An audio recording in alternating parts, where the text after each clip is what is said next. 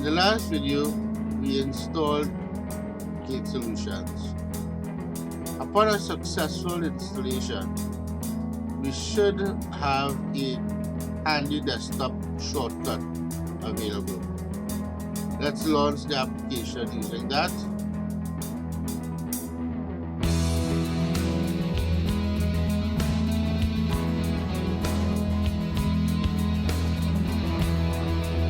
Alright, so the first screen, as you can see, is a login screen. Here you log into the application using the credentials you would have gotten upon downloading the application.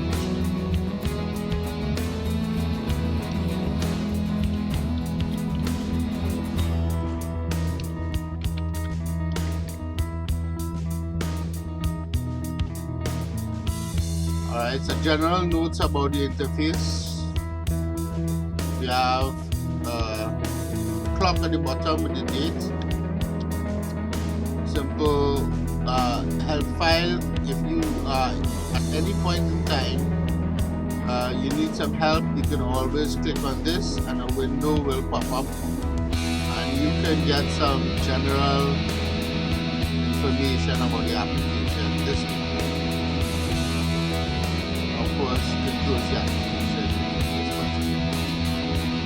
So I've typed in my credentials and I'm going to submit it. Alright, so I'm in. So the second screen asks for a gate name or an entrance name. Now this name ought to be unique because it identifies this machine within your event. So you might have one that is, for example, the front gate, or you might have a side gate and the like.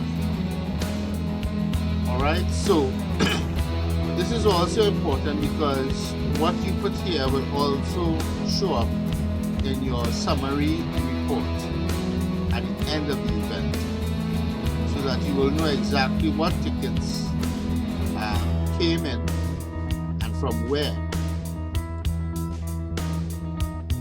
If you are an administrator, you can add users at this point, so you can add their information so that they may log in, or you may delete the privileges of the user. Okay, so let's say you wanted to add a user. Go across to the admin panel, click add user, and put in his credentials. Let's call him Joe. His password is blogs. Email Joe blogs at hotmail.com. Now, because I am logged in as an administrator, I have the privileges to assign an access level of administrator as well, or a user. Let's say I want Joe to be another administrator on this machine. I click admin and I simply hit add user. Now that the user has been added to the authorized list of users, you can go on now and hit continue. At this point, I can either log in with my earlier credentials or my new one. New one being Joe and password blogs.